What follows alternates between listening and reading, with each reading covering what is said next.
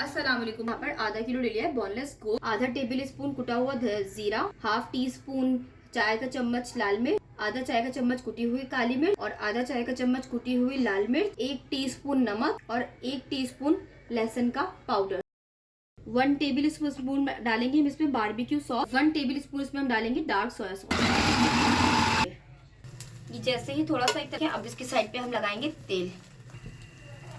यहाँ पर हमने ऐसा एक पेड़ा लिया चिकन का और ये देखिए यहाँ पर मैं इसको खूब अच्छे से ऐसे हो सके इसको हम ऐसे बिल्कुल स्मैश कर देंगे। ये हमारे अच्छे से दोनों साइड्स पे कलर आ चुका है। अब इनको डिश आउट कर देंगे। जी हमारी सॉस रेडी है। अब हम सबसे पहले पराठों के ऊपर ये लगाएंगे सॉस चिकन पैटी, जिसको ऑलमोस्ट सलाद पत्ता पर रखेंगे हम चीज स्लाइस। मैं 2 चीज स्लाइस का इस्तेमाल कर रही हूँ, टमाटर प्याज का।